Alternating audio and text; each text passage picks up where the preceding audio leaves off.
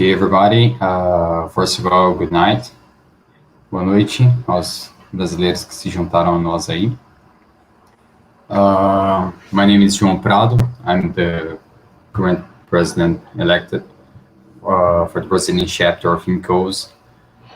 And I'd like to thank you all for the audience for being here with us for this live about urban air mobility. We're going to have here tonight Dr. Bruce Cameron from MIT, and Daniel Moxlover, that's the CEO of Embraer X, the branch of Embraer that's working with air mobility and new projects. So while we are waiting for everybody to join, I'm going to give some 5 or 10 minutes. I'd like to invite you guys to follow our social media. We have LinkedIn profile, Instagram, and of course YouTube. So just put there the bell sign so you can receive notifications about the new content we post. So basically the discussion today, we're going to put with Dr. Bruce Cameron and Daniel to talk a little bit about the whole environment we have to build to support the future of mobility. And feel free to send your questions. We're going to be following the chat, the live chat. So any question that come up, we're going to try to answer all of the questions. And if you have something left that's out of time or something, we're going to address the questions to our presenters, and they're going to be able to answer it later. Okay. And I'd like to take this moment as well to invite you guys to submit papers, actually paperless presentations for our INCOS conference 2020. We're going to let the link also in the comments so you guys can check our hot site and know a little bit more about what's the purpose of this conference and how you guys can contribute. Okay. So we're gonna go live now. It's 7:03 p.m. I will let Bruce and Daniel to introduce themselves. We have here as well Karina Silva. That's one of the members of our director board. And she's gonna help me to mediate this kind of conversation. It's not an easy task to mediate Bruce and Daniel. We're gonna try to do our best. So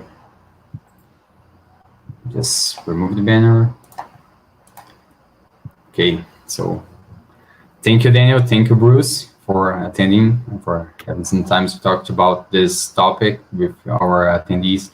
Thank you, Karina, for helping me on this mediation. It's not a task that I could do alone, definitely. And thank you all that are watching this live session. It's a pleasure to have you all here this night.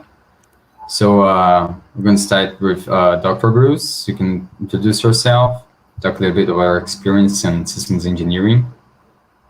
Feel free. Sure. Well, thanks for the opportunity to speak to the INCOSI Brazil community. Joao said I'm not an easy person to moderate. We will find out. Daniel and I are going to take that as a challenge, I think, for tonight.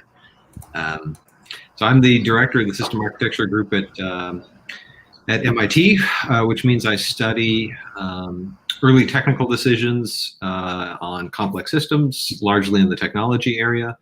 I teach in both the business school as well as in the School of Engineering at MIT. I'm an aerospace engineer by training, and I'm also a private pilot, although I have remarkably few hours compared to most of the pilots that I have worked with in my career. I'm very glad to be here. Looking forward to the discussion. Outside of MIT, MIT grants me the privilege of doing some work outside. The sort of philosophy of the institution is mens et manus, and the emphasis there is on essentially having the faculty and staff have opportunities to have influence in the real world. So I'm the co-founder of Technology Strategy Partners, which is a boutique firm that has done technology advisory, founded in 2011, through which I've done heavy equipment, aerospace, automotive, and lots of other work. So anyways, happy to be here tonight. Thanks so much, Dr. Bruce. Daniel, your turn. Sure. So thank you so much, João, and all the Incosi Brazil team for the invitation, for the great opportunity to discuss. So it's a pleasure to be with all of you and our audience. Looking forward to the discussions and the questions. My position today, I'm the CEO of Embraer X. Embraer X is a market accelerator. It's focused on disruptive innovation inside of Embraer. And we have been working on some very challenging projects that we hope will contribute to create entire new markets and ecosystems. And of course, one of them that is very visible is the eVTOL, is the electric vertical takeoff and landing vehicle to enable the urban air mobility market to arise. Besides that, and highly connected, we are also working on the concept of the urban air traffic management. Maybe it's not that well known, especially out of Brazil, but we are here in Embraer. One of the companies that we have in our group is a 100% owned company called ATEC. ATEC is the company responsible for the entire technology of air traffic management and air traffic control in Brazil. It's one of the few countries worldwide to have developed its own technology. It's a very vast and very complex airspace. And through ATEC, we have the responsibility for the system that takes care both of the civilian airspace and also the military air traffic management and control. So we believe the combination of this set of competencies and expertise position Embraer X in a very interesting spot to contribute to the creation of this future of urban air mobility, to the very creation of this urban air mobility ecosystem. Besides my role as CEO of Embraer X, I'm also the head of innovation strategy and new business development for Embraer, and also digital transformation. So I kind of have a lot of hats right now. And previously, my previous position was head of engineering and technology. And that's the position where I had the opportunity to interact a lot with our systems engineering experts in all areas of our product development, from the early conceptual stage all the way to the support to our customers in the aftermarket. So it's been really a privilege to be working on such challenging times, I would say, for the aviation industry. I think all of us who are currently working inside the industry or partnering with the industry, we have really a unique opportunity to shape the future. We believe the future of aviation in the next 10 years, 15 years, will probably be very different to the previous 10, 15 years. It's probably a very unique time in the industry history that we have this opportunity to reshape, to rethink a lot of the concepts, a lot of the possibilities. And I'm very excited about this opportunity.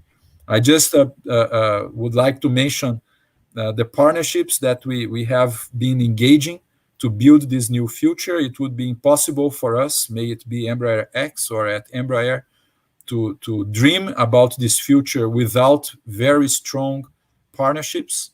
And one of them, of course, is with MIT. So MIT has been a long time partner of Embraer and has been supporting several of the Embraer X initiatives as well, which makes me especially proud of sharing this panel with Bruce tonight. Thanks so much, Daniel. Karina, would like to talk about yourself? Yeah, sure. I'm a director here at Incos Brazil and also a systems engineer at Embraer, and it's been a challenge to handle and architect the future of urban air mobility. So it's a pleasure for us to have all of you hearing and seeing us live today, and also having Daniel and Dr. Bruce here to talk about their experiences. Yeah. Okay, I've introduced myself in the very first beginning. I'm current president of Incos Brazil. And again, it's a pleasure to mediate such a good conversation with such capable guys. So thank you again for your time. And I'd like to start the presentation, actually, the panel. The first thing that we think when we talk about urban air mobility, we usually think about flying cars. That's the immediate thought. Everybody thinks about it. It's nice. It takes attention.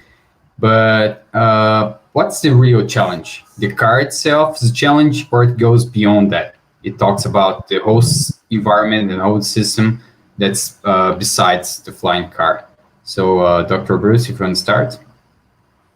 All right. Daniel, I'm going to take this one first, and then we can swap off. So, I think this is a really interesting question. I guess I sort of break it into two pieces. What are all the other things in the system, right? If it's not just the flying car, what are all the pieces of form that are in the system? How do we think about that? And then, we'll start to get in, I think, to the challenges that come out of that. There's a tremendous number of things floating around in this, right? So you've got the obvious question of sort of, okay, it's not just the vehicle, it's the airspace that vehicle operates in, whether it be in a city or outside of a city, whether it be in existing controlled airspace, like in a Class Delta or outside of it. You've got the infrastructure that's necessary to support the, what I might call helipad, but lots of people have been calling vertiports and other kinds of branded names. But from a systems perspective, you've got all of the logistics and supply chain that exists in an airport now potentially on top of a building. So, how are you getting Jet A up there? Or how are you getting line voltage up there in order to recharge? How are you managing to get enough people up there, right? The important not to lose sight of the paying customer in this context. You're potentially talking about trafficking a tremendous amount of people through elevator systems, building systems, parking garages that were not previously intended. That's just a couple from a sort of like pieces of form, perspective in this. Then we can start to layer on the commercial aspects about what's the booking environment, what's the market look like, and how do we think about decomposing that? So I think there's lots of other pieces floating around here separate from the flying car, and I think that's a good lead in to the question of sort of what's the big challenge. I guess my personal view on this is we obviously have a set of technology challenges that go around this, right? From deconfliction in aerospace, et cetera. We'll talk lots more about that, I gather, the rest of the evening. But fundamentally, my belief, I guess I'll start with this, is that this is not a technology challenge. I mean, we can operate a lot of these, but there's tremendous regulatory and risk and sort of broader ethical societal challenges that go along with that. And I believe that those are really at the heart of this. Whether you want to talk about it from a noise and sort of overflight dimension, or whether you want to talk about it from a economic access perspective, are we going to exacerbate the rich get to go faster and the poor get to go even slower type of dimension to this? But to me, that if you line up societal challenges versus technological challenges, actually most of the interesting ones from my perspective here are sociological and societal. I would add maybe not a disagreement, but I would certainly recognize there are indeed technological challenges as well, right? We may argue which one will be harder to solve or to address, the societal or the technological.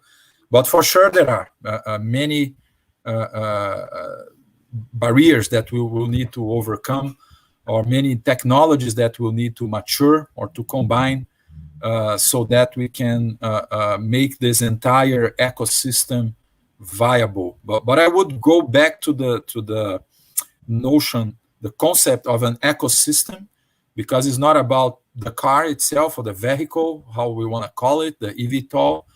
It's about the entire ecosystem being capable to function in a very safe, first of all, before anything else, it's about safety.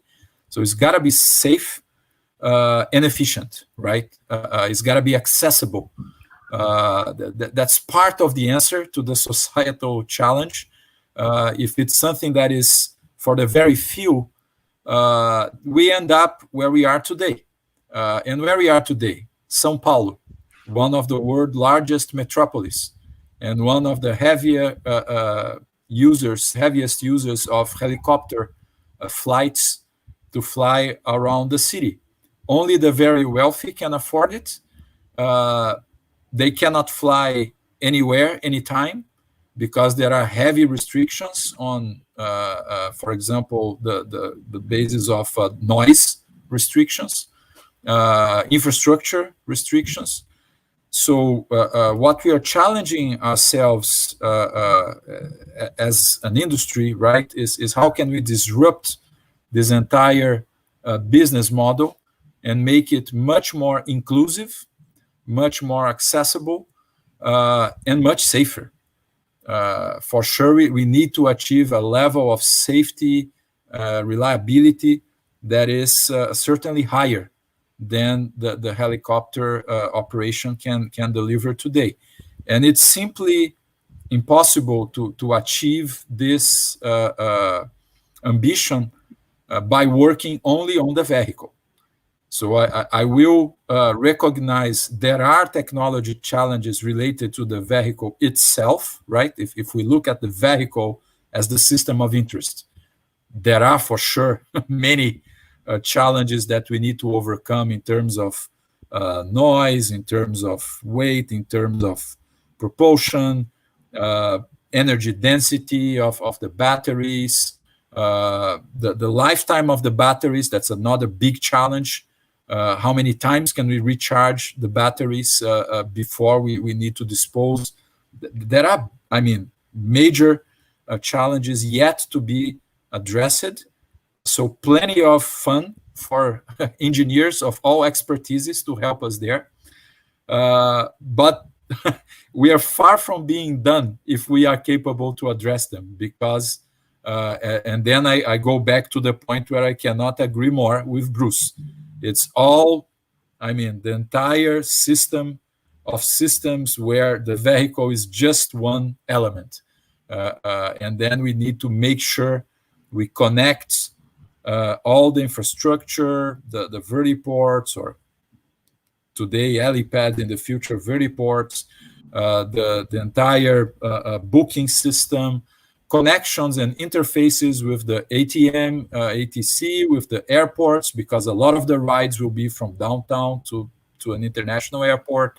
So there's a lot to be addressed in the ecosystem. As many of you may be aware, Embraer X has joined the Uber Elevate partnership. There are many companies working together to identify those bottlenecks and address them. Of course, each one of them contributing with its own expertise. And in the end, it all comes to regulation, right? That's I would say it's society telling us what is acceptable and what's not. So we need to be very mindful of that. And it's not a consideration that we can wake up to address it like in the very end. It's got to be in the very beginning of our journey.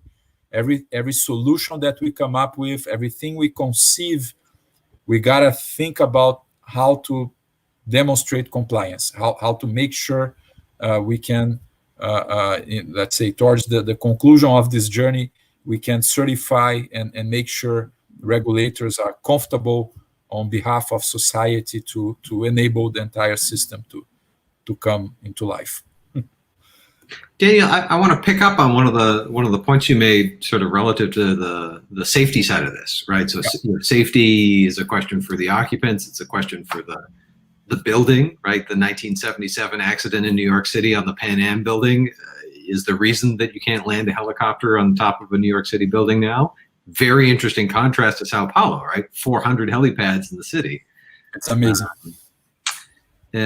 So I'm interested in your perspective on sort of the automation versus safety question. Do you believe that the only way to get to greater safety levels with these vehicles and the broader system is to have higher levels of automation than we do today? Or do you think that we can achieve this given the other technology challenges, but without a big sort of leap forward in automation? I really think automation is going to be part of the answer.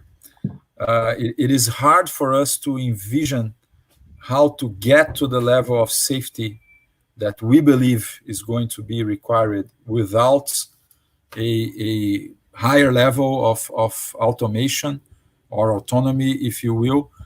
May it be in the vehicle itself, may it be, and maybe even more so, in the air traffic management, in the urban air traffic management. Otherwise, I mean, could we do it with a lower level of automation?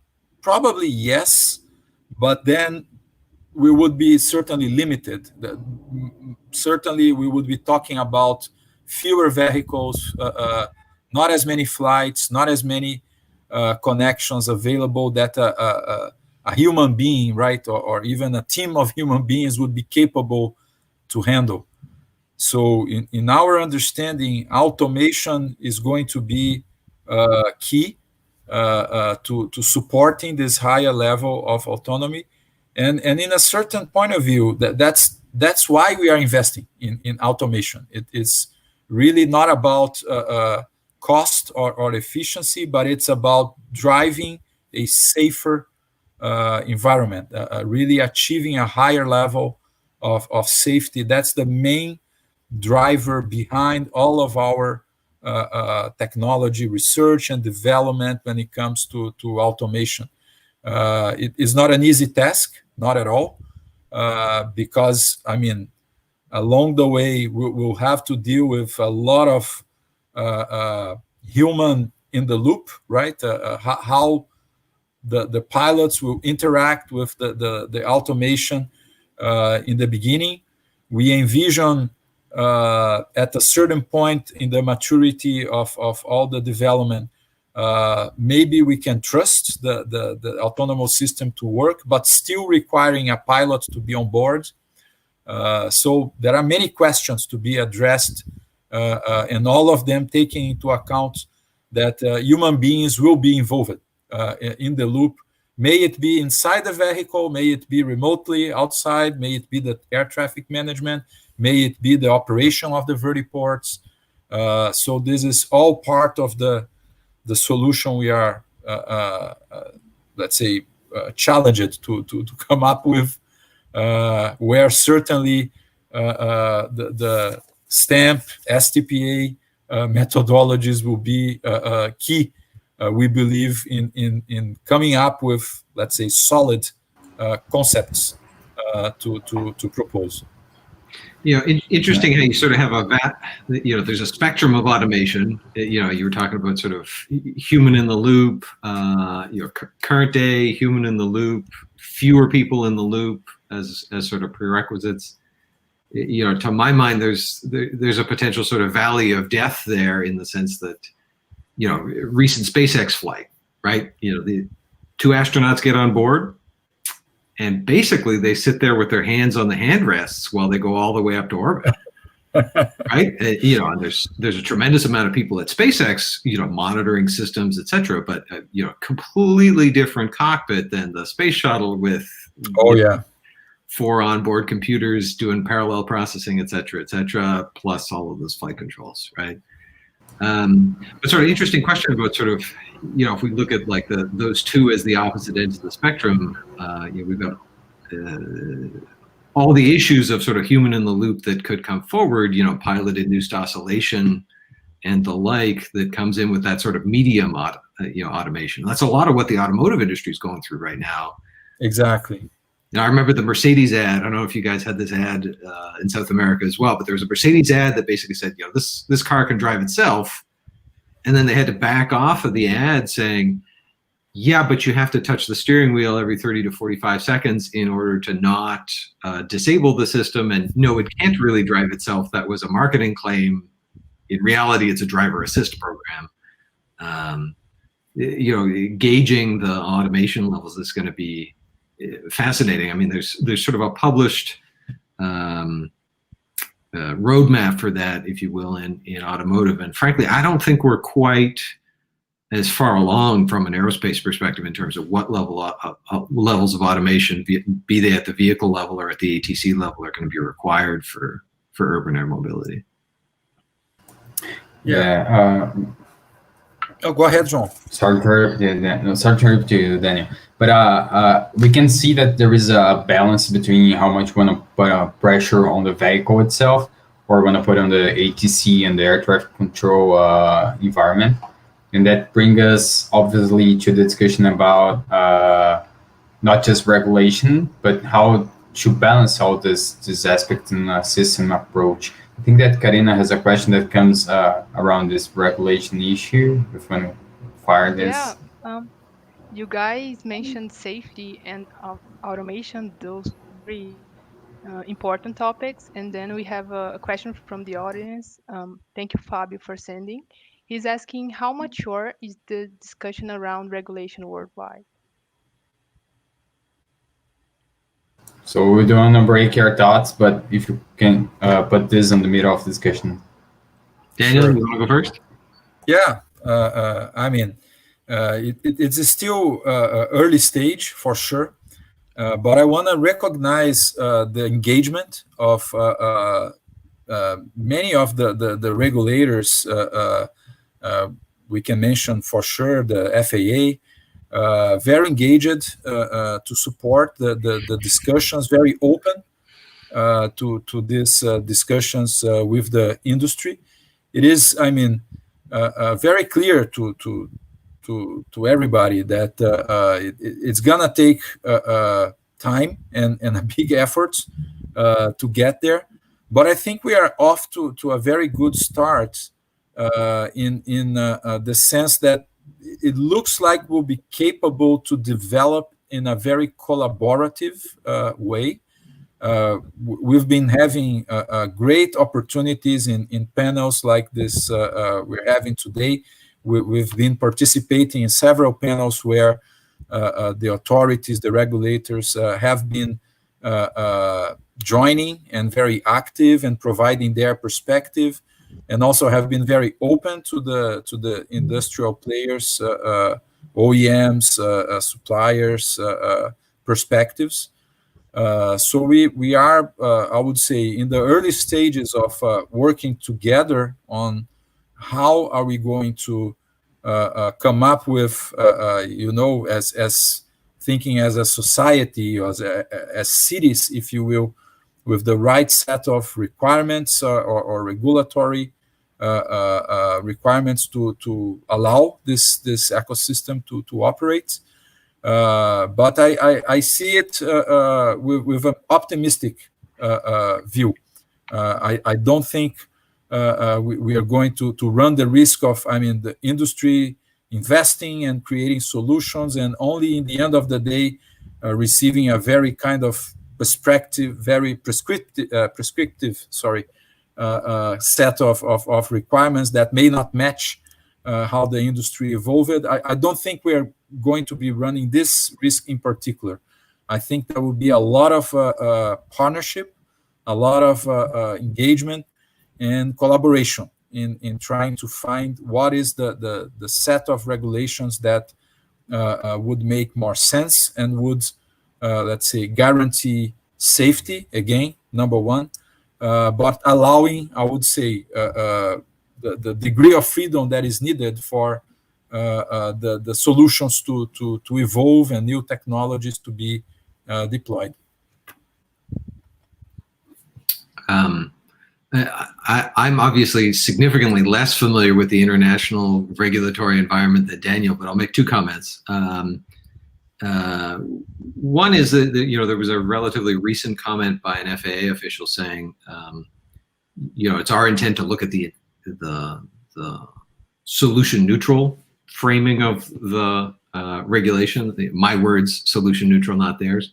But I think there's a clear analogy to be drawn to systems engineering here, where we, historically speaking, I think have had lots of form-specific regulation, not function regulation, right? This device must be present on board, as opposed to this capability must be present on board, and that's a much easier way to break the problem down and easier to verify compliance as well, right? It's there to see that this device is on board, as opposed to a set of functional tests that we have to undertake. But recognizing that there's great incentive from a regulation perspective to be as granular as possible and to take the current architecture and essentially specify it into the requirements. And just as you would in a company, giving direction to a team of engineers and trying to create a balance between how broad a problem exploration we want you to do versus how tight we are to market and how much I want to condition that solution space.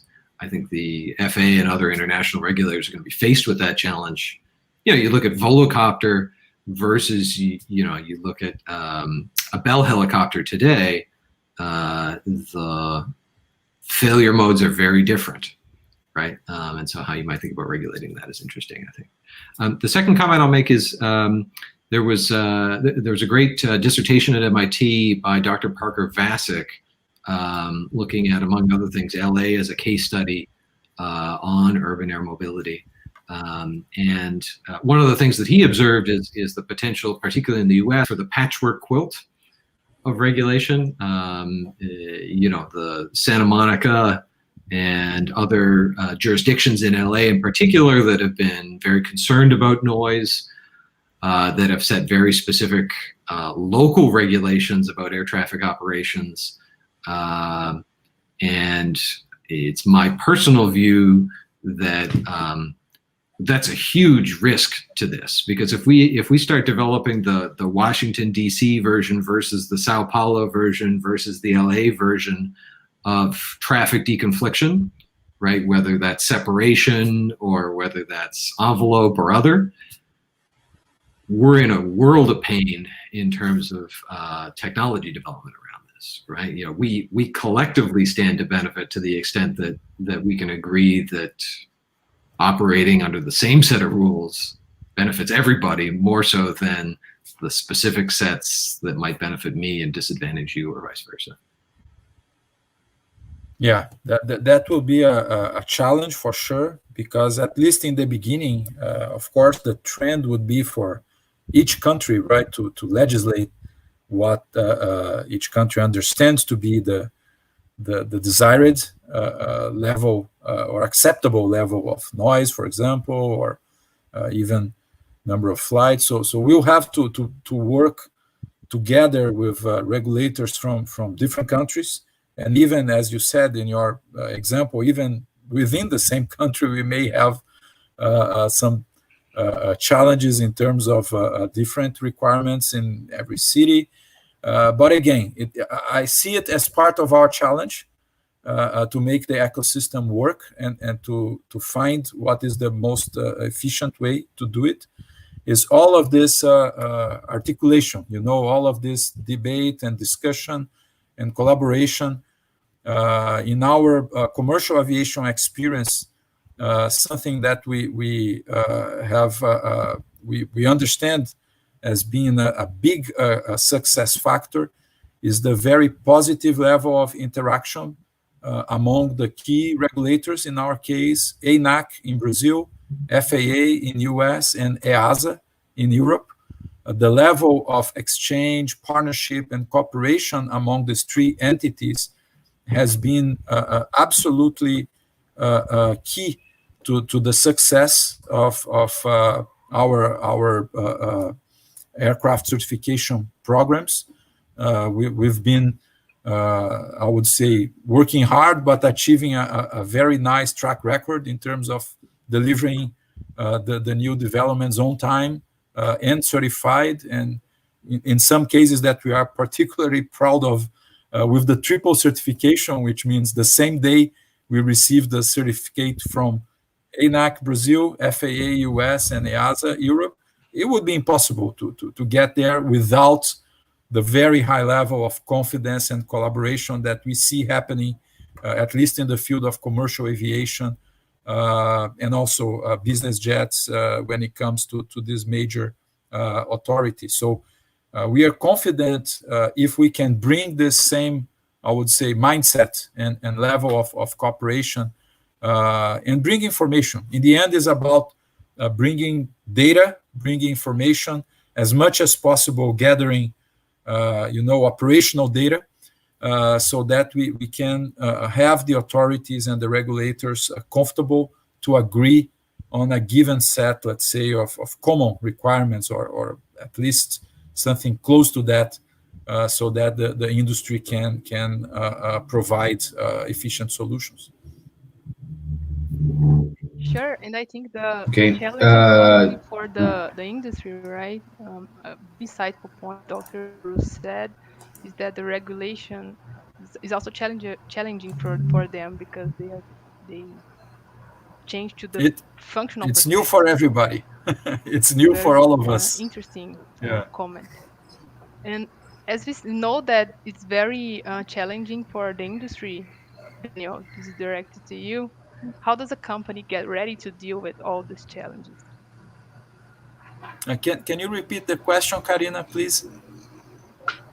Sure. How do you think the industry get ready to deal with all these aspects, or how are you handling the effort of taking the company systems engineering capability to the level required? Oh, okay. Thank you. And thank you for the question. You will hear me talking a lot about partnerships, right? Because I mean, it's too big of a of a challenge for a single company or entity to tackle. We really need to be working together with, I already mentioned, research partners like MIT, suppliers. Very important that we work together with our key suppliers or future suppliers to serve this opportunity, this industry, with our customers, with the regulators that represent, right, the cities or society, even with competitors. If you take the Uber Elevate initiative as an example, there are many companies, OEMs, potential vehicle manufacturers involved, and we are all of us learning along the way.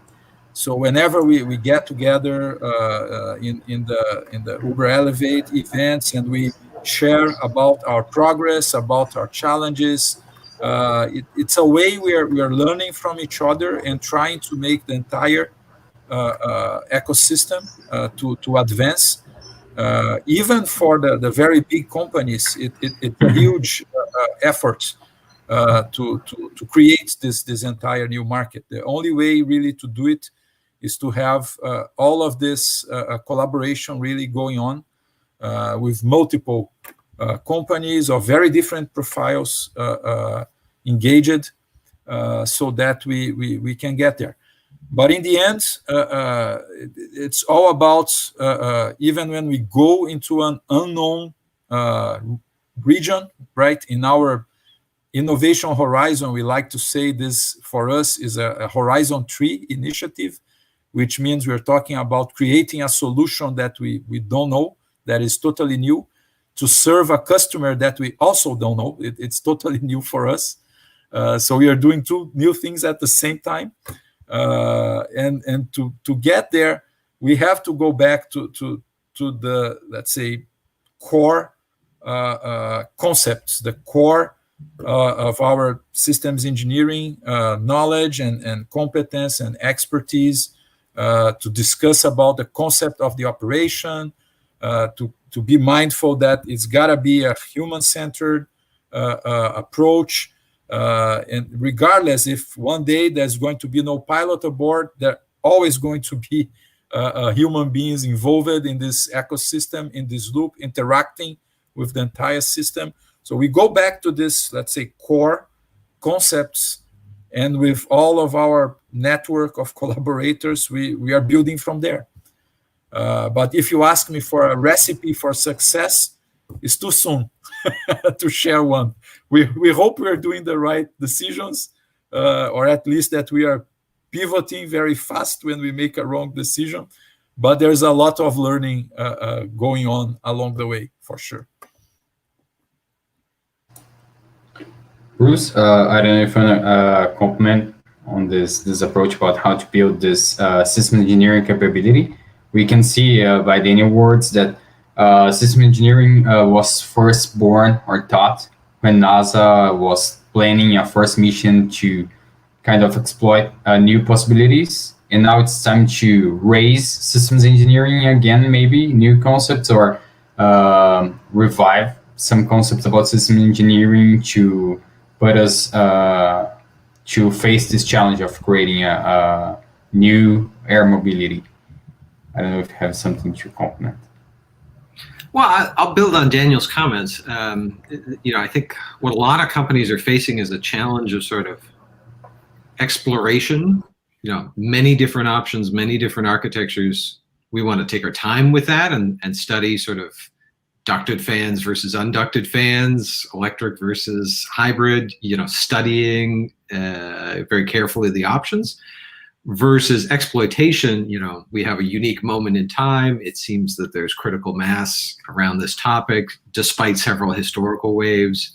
We just need to get a solution to market, right? I think that sort of exploration, exploitation sort of dynamic is showing up in a bunch of companies.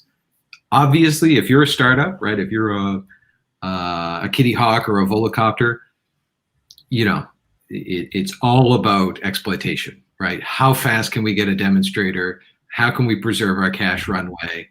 Systems engineering is there to save us money in the verification and validation stages, but it's not so much there to create a sort of wealth of solutions up front. One of the risks that I think companies are facing in this set is technology push, right? Classically, there's two ways to start a company, to start a market, and it's either sort of, we got this technology, we go searching for a solution, right? I can build you the best unducted fan in the world. What can we do with it? Versus, here's a customer need. What are all the ways that we could just bring current stuff together in order to serve that? Classic case of this, the Sonic Cruiser, right? I don't know if you guys remember this Sonic Cruiser, this whole exercise about, can we push the Mach number? I forget what it was, 0.97 or 0.98 relative to 0.91 today. How much would people pay to cruise near the speed of sound? What advantage would that give to airlines? Would they buy it? Guess what? Most of our travel is not tied up in the duration that we spend on the aircraft. It's getting to the airport, clearing security, buffers, getting to our destination once we land, et cetera, et cetera. Sonic Cruiser found, if you can squeeze 10% out of the journey time, it's not a meaningful percentage of somebody's total time. And it's that was a technology push sort of exercise. I worry about that a lot in the urban air mobility sort of space. The drawing the analogy from drones to what could we do for people in terms of mobility is a different question than how can we enable people to get connecting flights, or how can we help people get to crosstown meetings faster, or is there a market to getting people to their second homes outside of the country while circumventing traffic? Those are much more sort of user-centric ideas. So, that's sort of, I guess, point number one. The second question is sort of systems engineering and how it plays into this sort of markets user focus. I think one of the things that systems engineering has taught us is you got to start with the functions. And so if you're doing this inside a company and your breakdown is we have a vehicle and then I have a propulsion team doing the engine, and then I have a frame team, and then I have a person doing the seat. If you're breaking it all out by pieces, on the one hand, you're missing the functions that might cross those, right? Like noise, vibration, and handling kinds of things that are going to cross subsystems. But also from a systems engineering perspective, you want to be organizing your systems engineers according to what the total challenges are, not just the vehicle challenges, right? So how do we think about both the local control as well as the global control as it applies to descending into a helipad, for example? I think is a sort of clear line of sight from systems engineering through to how to tackle these challenges.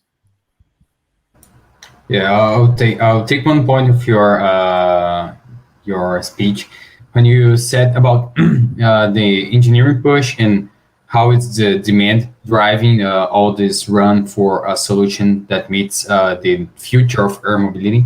And there was a question in here about from Gustavo Bertoli. He's asking if the current scenario of COVID-19, the social distancing, home office growing crazily, it also put us on a different moment. Does it change something regarding the demand or the envisioning for the future of eVTOLs or all these flying cars that we're thinking? Is it really needed now to get faster, as you said, from one side to the other of the towns? Well, it tells me that I'd be more likely to buy a single-seater than I would be to buy a four-seater. That's for sure.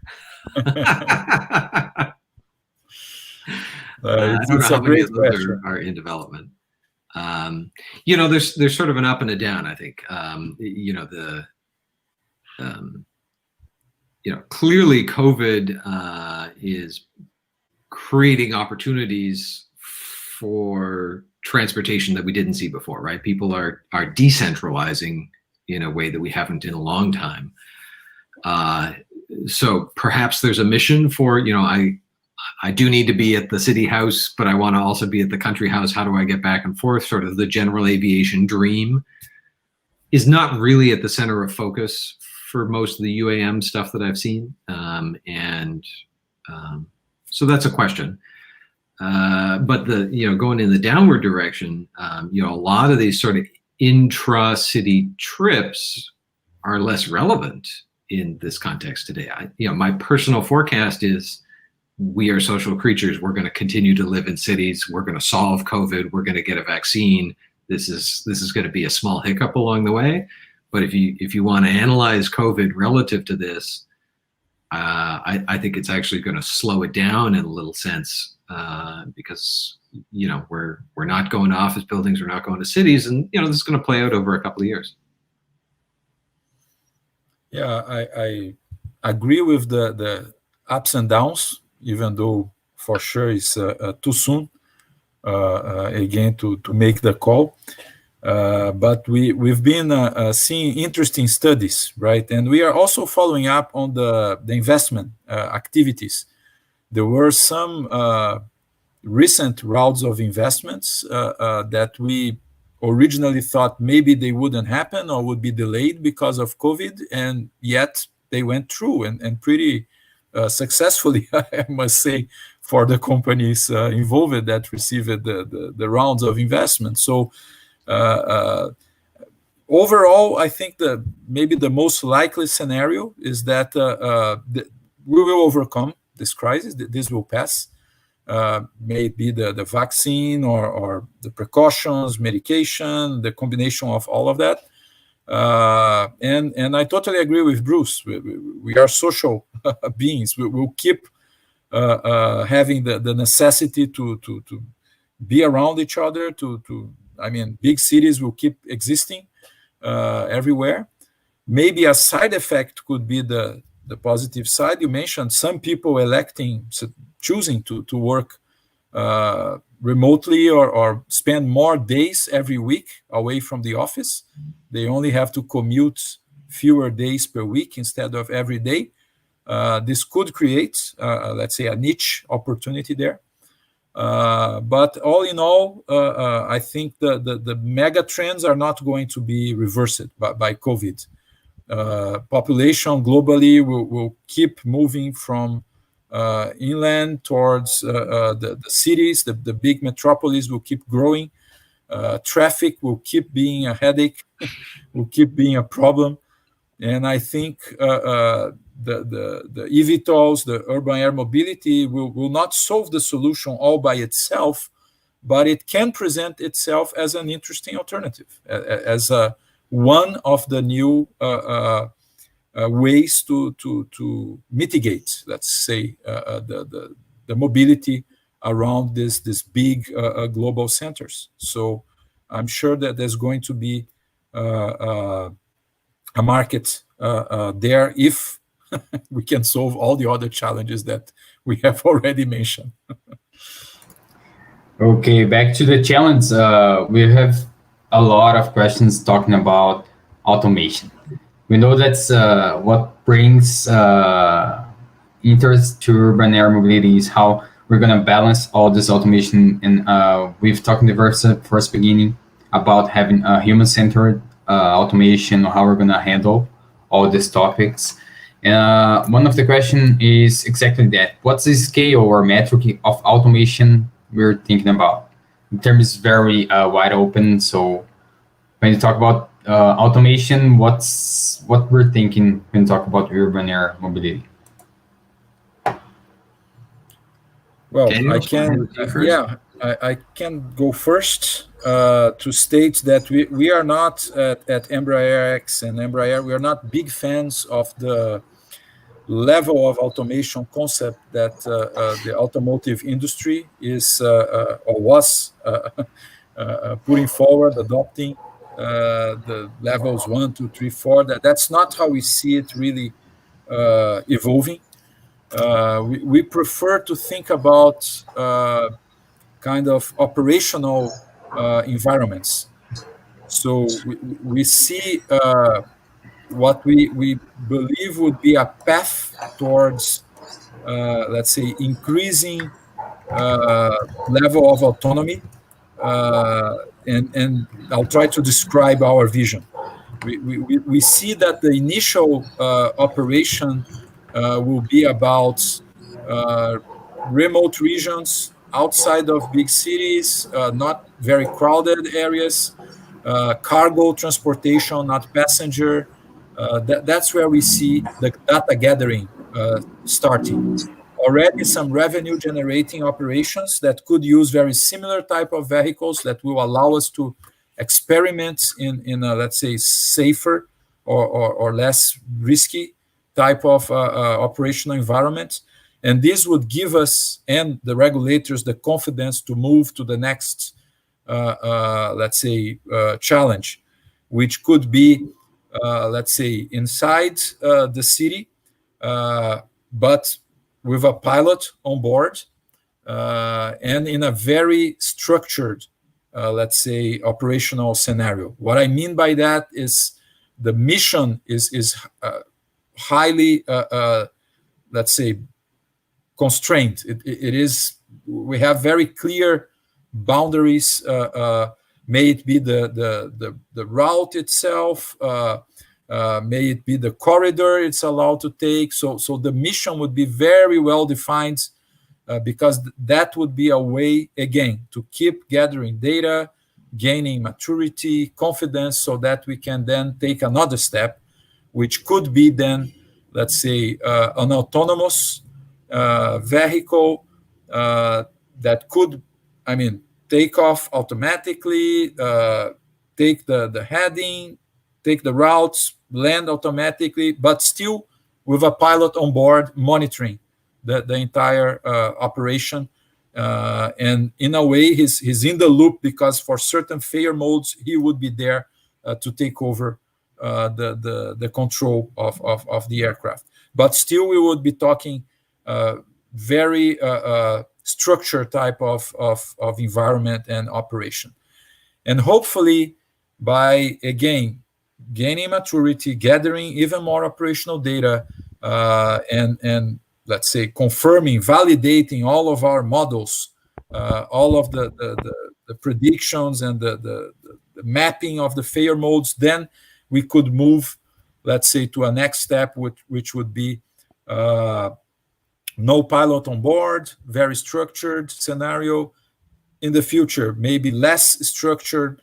But again, our vision is about this kind of step-by-step in terms of operational scenarios, not as much on the level of the vehicle automation, because it all depends on the interaction among vehicle, pilot, or remote pilot, and air traffic control, vertiport. That's how we see it. I hope I provided a good description.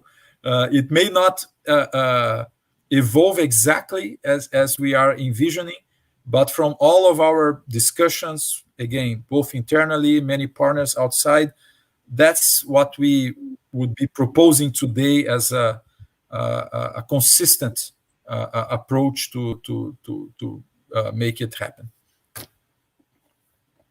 I'm sort of watching in wonder here. We all just got a master class in sort of how to think about the evolution of automation here over time. So I really like that, the way you described that. The anchoring to the vehicle level questions of, am I automating the guidance? Am I automating the supporting function? Am I automating the propelling function? Certainly comes easy to hand for a lot of systems engineers, right? But it misses the big, among other things, ATC challenges that go with this. And I think one of the big automation questions for this is going to be: are we going to pursue what I might characterize as a sort of global control model, like the ATC model we have today? We have a local area controller who has visibility to all aircraft and workload permitting can do deconfliction between them. Or are we going to decentralize that control to the vehicle level? This is sort of a step in the direction of ADS-B that we just implemented. Both are going to require significant investment, right? On the one hand, you're talking about huge increases in workload at the ATC level, assuming we continue to manage this via voice as opposed to via data. On the other hand, if we choose to manage this more sort of agent-based, point-to-point, harbor pilot bringing you into the vertiport kind of concept, that has huge implications for existing aircraft, right? Because just like ADS-B, if I assert that every aircraft has to retain positional, velocity, etc., information from the other aircraft in the surrounding area, now we're talking about retrofitting all these old aircraft with whatever sensing capabilities are necessary in order to feed that automation. So I think there's some fascinating challenges ahead. I guess the last comment I'll make was, there's an analog here to existing operations, which is, some people are thinking about sort of what does single pilot operations for commercial look like. I had a former master's student who's now at Terrafugia, Aravind Asokan, did his master's thesis on this. There's lots of other people who've looked at this, and there's some interesting sort of connections there about how do we think about automation if we're trying to reduce pilot workload in the current commercial environment, and what would that mean for urban air mobility? That's a very exciting topic. I would love to see the the thesis you mentioned, because this is one of the most interesting discussions we've been having. And by the way, it's the same team at Embraer in our autonomy vertical. We bring together the same guys who are debating about potential single pilot operation for commercial aviation, are the same that are discussing the future vision of autonomy in urban air mobility. So it's a very, very interesting discussion. We are still in the phase of, let's say, raising the good questions and look for the answers. I would just make a quick reference to the document we issued last year called Flight Path 2030. That was a document prepared through another collaboration, a partnership involving Embraer, Embraer-X, ATEC, the company I mentioned responsible for air traffic management in Brazil, and Harris Corporation. So the three companies got together to try to, let's say, conceptualize what this roadmap could be for the urban air traffic management.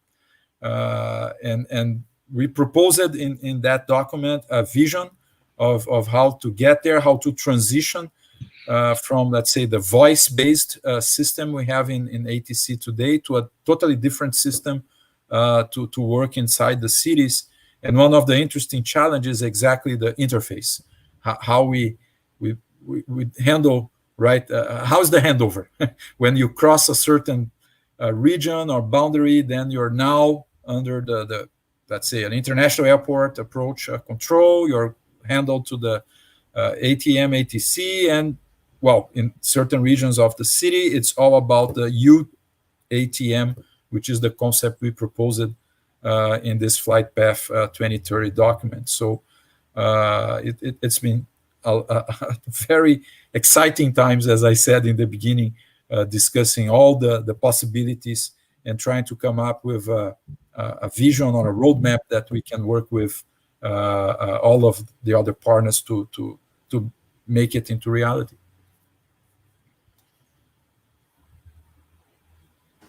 Perfectly. Karina, do you want to say something? Yeah. UAM also always inspires us when we talk about the imagination of the future, right? And how do you see the future of your urban air mobility, and what advice could you give us to deal with this challenge? I didn't quite catch the whole question. I caught the second Yeah. part. What are the challenges of urban air mobility and what advice? But what's the front part? Yeah, I'll just complement what Karina said. We're talking about a future thing. Every time they think about the future of air mobility, a lot of science fiction things come up. And what do you guys see as a future of the mobility? What's the future of urban air mobility? If you could catch this.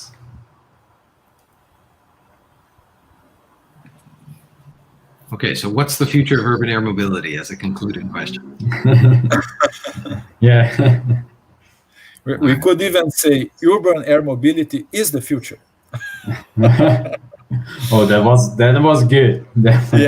Yeah, because I mean, it's all yet to be done, right?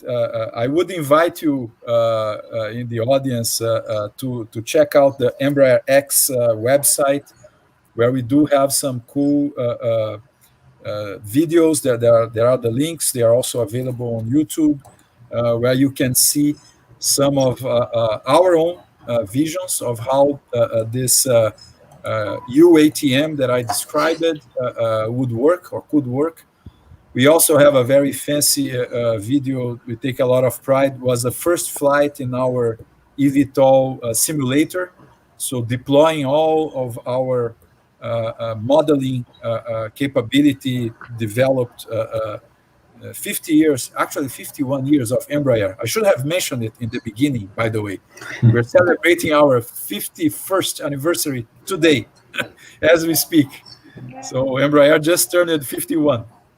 So it's a lot of experience in modeling and systems engineering and bringing this, let's say, new concepts of new aircrafts into being even before we cut the first metal.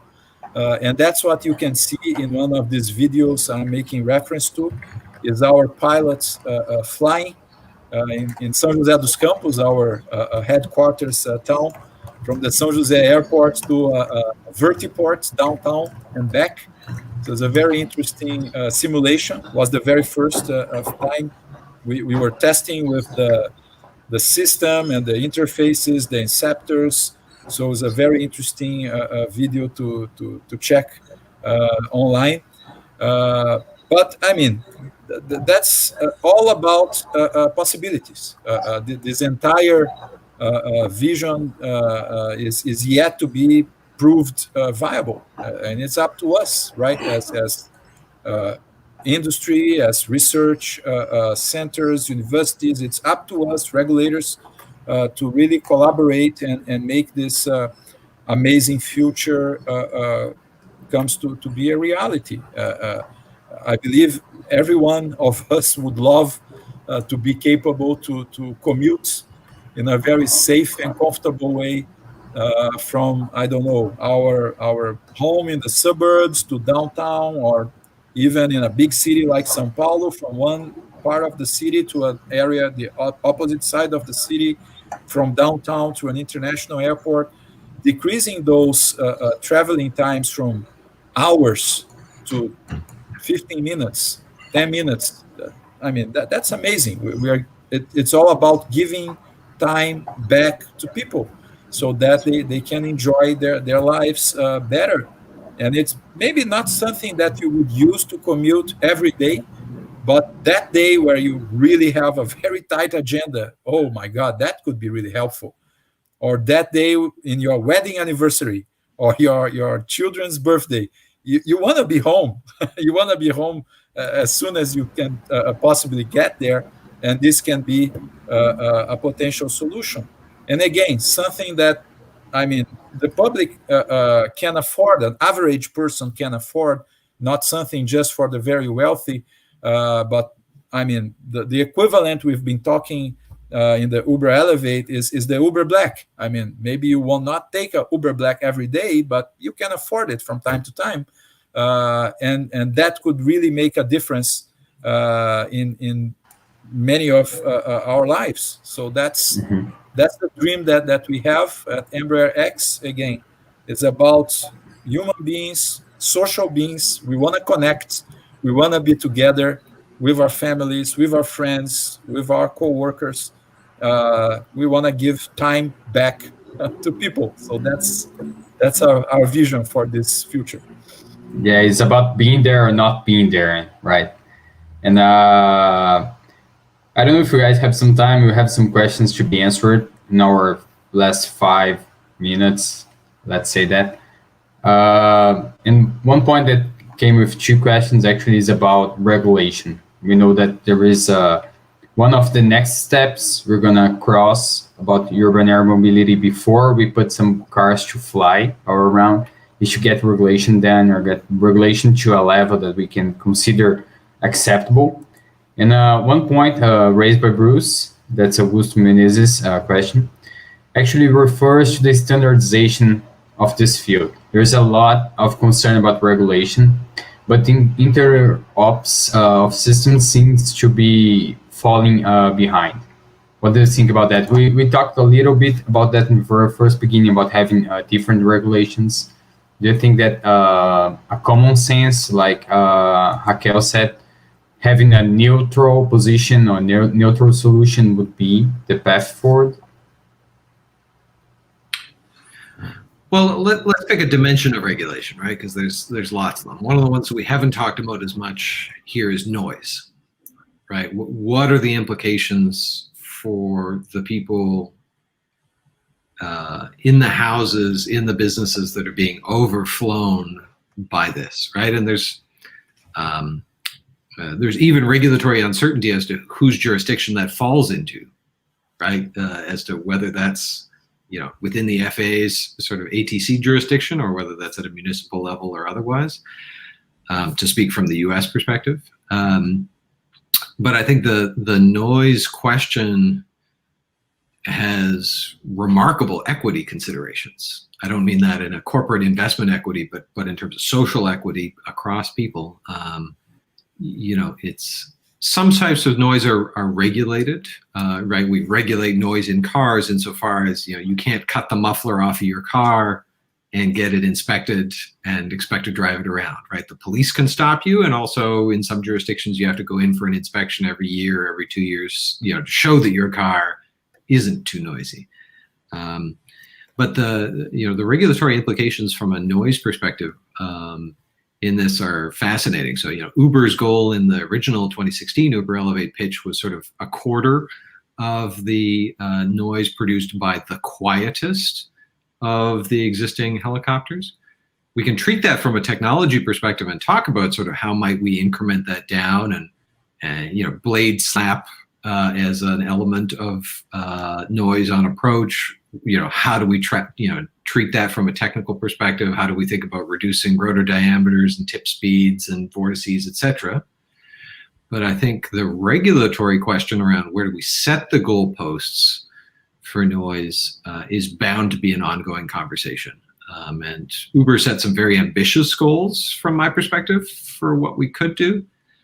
But as with any sort of problem around standardization, the core belief has to be that we benefit together greater than what we would benefit with individually. So just as an example, if somebody manages to certify one vehicle that is a third quieter than the regulations, and everybody else is floating right at the quarter of a current Robinson R22 noise, you better believe that that person is going to be tempted, or that company is going to be tempted to lobby the regulator to bring the noise regulation down, and is going to be talking to community groups about how annoying it is to have all those growing number of overflights in your area, right? And this is sort of, I don't mean to express it in political terms in terms of solidarity, but it's an industry question about our willingness to invest and our willingness to cooperate in order to achieve that.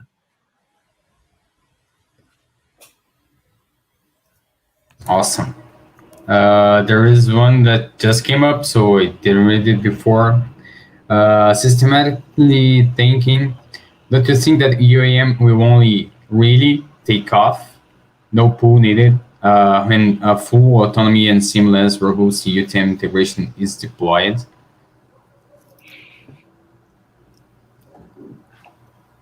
Well, Any comment? yeah, in our vision, my answer would be no. We believe to get to full autonomy, as I explained it, we see it as, let's say, more towards the end of this journey, of the evolution of the industry. So we believe, again, that operation will start certainly more limited, and in what I call this very structured type of environment, but without, full autonomy, far from full autonomy, in fact. We believe that the operation will depend on the pilots in the beginning. And then, we foresee this evolution that will allow for higher, let's say, automation or a path towards autonomy. And this will happen a long time as, again, we are capable to gather operational data, validate and improve our models, work through all the regulatory challenges like noise. So I see it really happening in kind of steps, step by step. And noise is certainly going to limit the number of flights, as it does today for helicopters. So it's about transforming completely what we have today. Again, using São Paulo as an example, that's probably one of the top cities in the world in numbers of helicopters flying over the city, but still very limited as compared to what we believe would be possible and achievable if all of these challenges that we talked about today are solved one by one. But for sure, we don't foresee that we need to solve all of them at the same time or at once, so that this ecosystem can be born, if you will. We believe this is going to be like a gradual type of movement. Maybe we start in fewer cities and with fewer flights or fewer limited regions of the city. And then as the technology matures, as we bring up better solutions, may it be in terms of noise, maybe in terms of automation, then we start to expand until we can get to this, let's say, broader adoption. I would finalize by commenting, of course, in the end of this journey, it's hard to imagine it will be exactly the same way the solution will be adopted everywhere or globally. Different cities may end up with different approaches. Some cities may, just don't go for it. Some others may be like early adopters and heavy users. So it will, for sure depend a lot on each location, each city, each country. But again, we still believe that working in collaboration, we can drive it and make it, I would say, a success globally, even if it's not adopted exactly the same way everywhere in the world. Okay, perfectly. So we're already 1 hour 15 speaking here. I have to let you guys go. So at the end, I'd like to give you, if you want a last chance to say our last words for this panel. Dr. Bruce, Daniel, want to say something like? Thanks for having us. It's been a pleasure. Okay. Thank you so much for the opportunity. It's always great to discuss, exchange ideas. Thank you, the audience, for the great questions. And we, as I said before, we are very excited about bringing this future to happen and to happen sooner. So let's collaborate, and we invite you all to join us. Join us, and let's build the future of mobility together. Thank you all very much. Okay, amazing. Thanks so much, guys, again for your time. Dr. Bruce, Daniel, Karina, it was a pleasure to have you here tonight. It was a pleasure to intermediate this kind of conversation with such a level of knowledge and a lot of new ideas to discuss. We know that's an interesting topic. We could stay here all night speaking, but I have to do other things. So thanks so much again, and we hope to have other events with you both joining us. And Karina, count on you on the next events, helping me on that. Sure. And thank you, the audience. Also, we got to a top of almost 100 people watching, so you were part of it, and good questions. Thank you so much. And for you guys, good night. Hope to see you soon. That's it. Thank you. Thank you. Thank you. Bye bye. Good night. Thank Good you. night. Congrats, Cozy Brazil. Thanks. Great job. Happy anniversary, Embraer. And happy anniversary. anniversary, Embraer. Thank you. Yeah, thank you guys. Thank you, Dr. All Bruce, right. Daniel, Thank you all. Karina. Bye-bye.